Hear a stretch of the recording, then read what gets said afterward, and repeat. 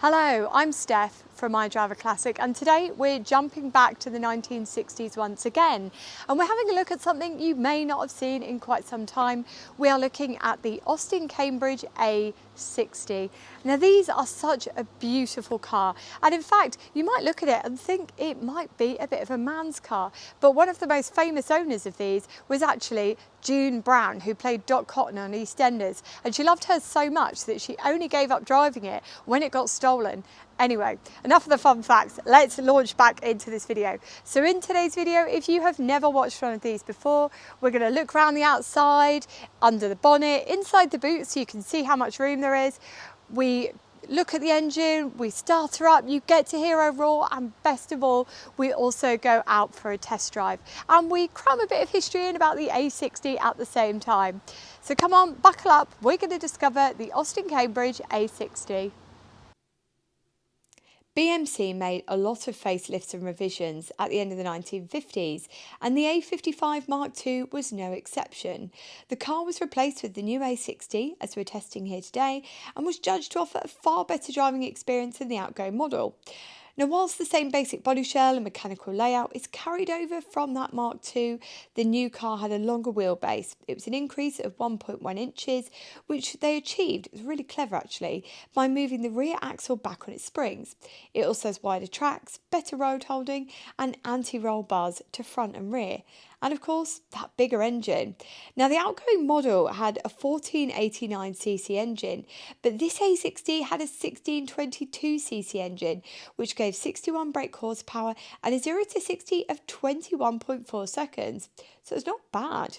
Now, there was a diesel option for this car, and if you're watching from abroad, you might be saying, well, mine's a diesel. You've not really mentioned that. But look, at first, that diesel option is only available for the export market, and it's a lot slower. It makes 0 to 60 in around 40 seconds, which makes it slower than most of the wheezy 50 saloons. However, it is worth mentioning at this point that this disparity might be because the diesel engine wasn't based on the 1622. No. It's based on the 1489cc petrol engine, which has been used in the A55. So for me, I feel that's a bit of a step back for BMC because you're trying to make this engine last. Why are we falling back on old technology? But oh well. Anyway, it doesn't put BMC off because it's then offered to the UK market late on in 1962, I think around 1964, but it didn't set the market alight. And in fact, it ended up being most popular with taxi drivers instead of the domestic users. The fuel consumption on the 1622 was a slightly thirstier than you might anticipate, 26 miles per gallon, but that's with all driving types considered and combined, including motorway and around town. Now, for the motorist who was planning on some miles, there was also the option of the Borg-Warner Type 35 automatic transmission, which we've got in this car, so I'll be able to show you that later on. Now, Britain was still quite conservative in its taste, especially the older clientele that really liked these, and BMC was slightly surprised at the real heady devotion because they thought that the 1800 was going to come in and sweep away these customers, but instead the customers were loyal to the A60. They loved them, which probably explains why this car stayed in production for longer than you and BMC might have anticipated. The A60 didn't come off the production line until 1969. Now, it's worth mentioning at this point that you'll see some of them badged as Longbridge built and some of them badged as Cowley built. Now, there's a reason for this. Now, the reason is the 1800. They thought the 1800 was going to come in, these would come off the production line, and that would be it. However, these were built at Longbridge until 1965, and then because the demand was still very much there, they then moved over to Cowley, and they're built there until 1969. Overall, there's around 275,000 of these cars made. Now, the numbers aren't exact because Cowley's records are not available. Now, there's lots of things to love about this car that we're testing here today. The originality, the quality, the condition, how much it's loved. But the thing I like most about it is the fact that all the history is available. So the story starts with the car in 1964. It's supplied to the Hendon branch of Carmart Austin Distributors and then goes over to Bunting's Motor Exchange in Harrow, Middlesex. It's a deluxe model finished in duotone Grampian grey with cumulus grey side flash and cardinal red leather trim. And it was fitted with that 3-speed automatic transmission, as I've mentioned. Now, this would have cost a fair sight more, and in fact, it made the car cost £850. If the first owner had just gone for a manual, he would have only paid £756.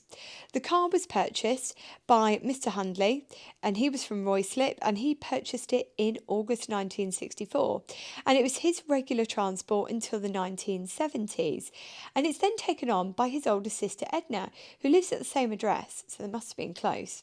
Now, Edna only uses this car very sparingly, and by the early 1990s, it's only brought out of the garage for its annual MOT test, so the mileage is so low, and it's laid up in 2003, having covered just over 39,000 miles. Edna then sadly passes away in 2006, and the car goes back to her brother, the original owner, so he then takes it on again 40 years after he's purchased it brand new.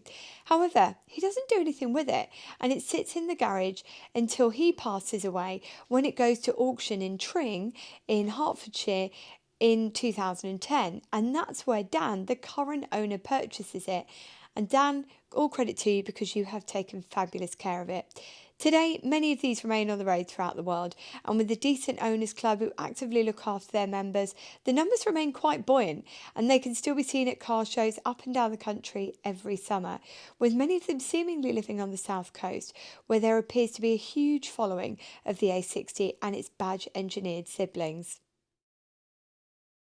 Coming inside this A60 is such a treat because everything you need for a really decent driving experience, even in 2024, is all here for you. Now, as you can probably see, the dash has aged very well. Now, I think Austin got something really right here, because that wood finish dash isn't wood, and it's not a plastic trim stuck on top. It's essentially metal which has been done out to look like wood. And the great thing about this is at the time people might have said, oh, I wish it was real wood, but coming into 2024 it just means that it's aged really well. Now, there are a few details on this car that if you were passing it at a car show you may not see, and I want to show you. So first things first, let's talk about this glove box. I didn't expect this, did you? It's 2 cup holders. So if you're out in your A60 having a picnic, you're not going to have to worry. Your flasks and your spaces for your cups of tea are all there waiting for you. For me, that is such a nice touch on a car from this era. Now, another thing that I really like, apart from this, by the way, and if you've wondered what this plastic thing is, it's like a wind deflector, so you can have the windows open but it doesn't mess your hair up. I have actually bought one for Morris Minor, but I haven't fitted it yet. It's one of those things that I need to get sorted. But anyway, talking about not messing your hair up, another really nice feature on these is at the back you also have quarter lights, just as you do in the front. Now, that for me is a really nice thing because it means it lets air through the car, and especially when you're driving on a warmer day, you've got that air circulating through, but you don't have to have all the windows open blowing everything about. It's wonderful. Now, coming in front of us again and talking through our controls, it is delightfully simple and straightforward. You've got these chrome pieces here, which I think are really well styled. And this is the thing, sometimes things just feel a little bit plonked in. These don't at all. They're your heater controls. You've got your choke just here. You've got your push button for your washers. You've got an Austin badge in the middle here, coming down into this blanking plate. Now, this blanking plate, I assume, would have been where they would have put the radio, because up here you've got space for a speaker, so I guess those two would have been interconnected, but were never fitted at the time. We then come down into this very nice chrome trimmed panel. So you've got 4 switches, delightfully simple. You've got your blower, you've got your lights, got your key to the centre, you've got your panel lights, and you've got your wipers. Easy enough, right? Coming down from there, you've got your ashtray, and then in front of you, you've got your 2 dials. Over to the left-hand side, you've got your speedo, and I think on this, you've got a top speed of just over 80 miles per hour, so we're certainly not going to be hitting that 100. And then on the right-hand side, the Smith's gauge is split into 3. So you've got your oil pressure, temperature, and your fuel gauge. And as we've discussed it many times before, a temperature gauge is a godsend when you drive an old car, as is an oil pressure gauge actually, because it's a really good indicator of when things start to go wrong. Coming down from there, you've got your indicators on the right hand side, and then you have got your Type 35 Borg-Warner automatic box, because as you've probably already spotted on this when you look to the back, it is automatic. Now, if I remember correctly, you could go for floor change or column change on these, which would explain the layout of the seats, because the seats are so close together. And if you're wondering where the handbrake is, by the way, it's just down here. Now, in the world before everybody seemed to fall into automatics automatically, automatics cost a little bit of extra money, and I think it cost around £100 extra to go for the auto option. And when we go out and I show you this, you're going to see that you have to be quite heavy with your hands changing through it. It's not a light manoeuvre. But remember, this was very early stages. This was the first of these to be fitted or to be offered with the automatic box. So that's pretty much everything we've got going on inside here in a nutshell. Remember, you've got that 1622cc engine in this, and I'll get it started. It would help if I'd maybe take a note of which key I pulled out of the ignition. We'll have a brief interlude now while I work out which key I need. Aha, I found the key, which means we can start her up. Right, have a little listen. I've got a little bit of choke on because it is a wee bit chilly out there today. We've not really gone anywhere yet.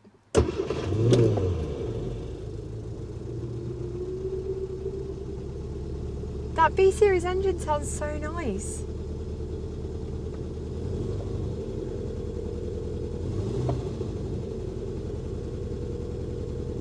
Have a listen from the back and then we'll do a little adventure.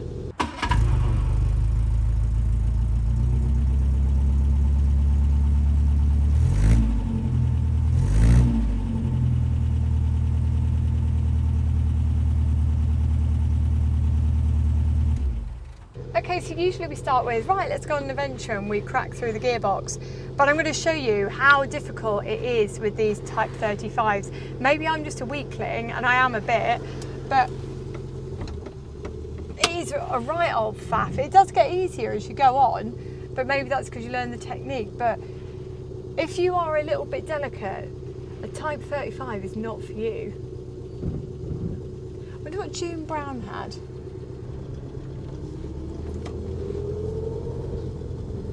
I feel like I'm steering the good ship HMS Cambridge. It feels enormous.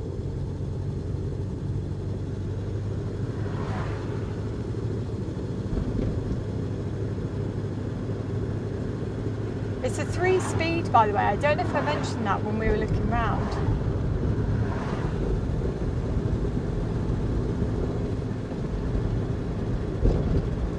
Now, as I cruise along, even though it's a relatively simple car inside, I feel positively regal. It feels like such an experience driving this, and it does feel enormous.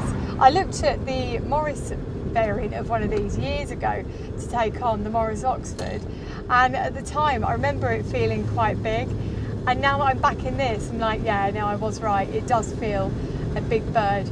But as you can see, as you drive along, it's not one of those things that you're having to rag round and really put some gusto into the steering. Sure, that gear change on the automatic is a little bit tough, but honestly, the drive is really light indeed. It's quite surprising, actually. And also, I should probably say that as someone who hasn't been blessed with any great sense of height, I can see right to the end of the bonnet, and it's no problem whatsoever. And I don't know if you clocked, but it is the original seats in these, which is always nice to see. And they've got a beautiful patina on them. So you get, again, that true driving experience. But it's not a massively high mileage car. It's a genuine, documented 62,000 from new. And it's wearing its age so well. Now as we come around this corner, you'll see that that steering that I was talking about earlier is so light and responsive, and you really get a positive response from the car as soon as you ask it to do something. Although the one thing I will say is it's not the quickest off the mark, which for me doesn't matter, because I always think if you want something quick, if you want something sporty, go out and buy yourself a sports car. With this is a gentle barge that we can cruise along the road in, that we've got plenty of room around us, and that it just feels like a quality, comfortable drive. So if you're looking for something like that, where you're not speeding up to the lights and breaking every rule in the book, then this is a lovely car to be going for. And the nicest thing, of course, is because it is quite a dominant force on the road, and it's a decent size, and it cruises at a fairly decent speed as well. You're not getting bullied off the road like you do in some of the smaller classics, where especially down here, people seem to drive a lot more aggressively than they do up north. People will try and come up behind you, but everybody has been giving me plenty of space in this today, which is quite a refreshing feeling, because you don't always get that when you're in a Morris Minor.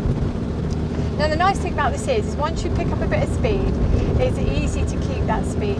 You're not having to jam your foot down into that carpet. It just cruises along and keeps up with you. It really is just one of those cars, I think, that whilst going around small villages and stuff, it might be a bit taxing trying to navigate these small twists and turns. When you're out on the open road and you've got some miles to cover, it's the perfect choice. And it's quite quiet inside. And in fact, where's the window winder? I can't feel it now. Oh, it's all the way down there. That's... Okay, I'm going to put that in my minus box. Could do the window winder up here. It does sound very quiet inside. It has been taking all the bumps and potholes in its stride. And generally, it's just a nice, comfortable cruiser. I think that's the pot that I would put it into. The one thing I will say is if you are shorter like me, you're going to find that some things are harder to reach for, like that window winder, pulling that bonnet up, because you know we're back in the days of cars being incredibly good quality and you don't have to spend the earth to get that. The bonnet is so heavy. I couldn't believe it when I lifted it. I was actually really shocked. And all the metal on this car is so heavy. Again, a benchmark of quality. But if you're a little bit delicate, you might find that the car is perhaps a little bit too hefty for you. But if you're looking for a car where quality is really weaved in throughout the entire car, you're not going to be bothered. It's absolutely fine. Again, with that window winder, you're going to need a longer arm if you're going down, because otherwise, I'm right down here. I lose the eye contact with the road just to open the window. So for me, I just need to be relying on these. So again, a very small minus point, but it's something I wanted to point out for you because it might be really important to you. Now as we cruise around this corner, she's doing all right actually. There's no body roll, of course. You just feel like you're navigating this enormous barge of a car, and it is very fun in its own way. It's a little bit more sedate than what I'm used to, because I'm so used to driving small stuff that you nip in and out of traffic, that getting into something like this where every move is a little bit more pronounced, it's a different experience, and one that I'm quite enjoying actually. It's a very grown-up experience. And the best thing about this is these don't cost the earth. So if you're looking for something a bit bigger that perhaps you need to get a wheelchair or mobility aids into, that the doors are going to open wider, that you're going to be able to get all your stuff into, perhaps look at one of these or the Morris Oxford, because they are a lovely bit of kit. They're well made.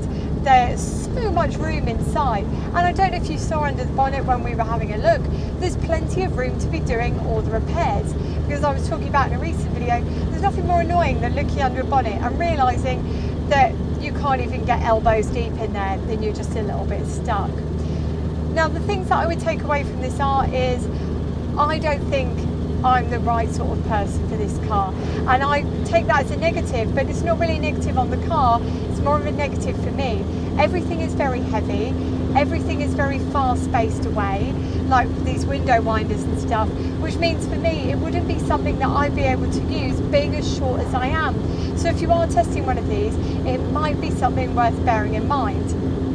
Really great club for these, So if you are buying into one, you'll be able to get everything that you need. It won't be a struggle. I think body panels are a little bit trickier than some other things, but all your running bits and pieces and your servicing bits, you'll be able to get those without too much difficulty. And best of all, with other owners with similarly minded cars, especially across the Morrises as well, there's plenty of decent sets of brains to pick if you need a hand with anything. And of course that B series is a tough old engine. They used it in boats, for goodness sakes. So you know that you're backing an engine where it's not going to let you down at the first whisper of trouble. Now I really hope you've enjoyed discovering the A60 today. It's been a pleasure to share it with you. But until next time, when we're looking at something completely different, take care and drive safely.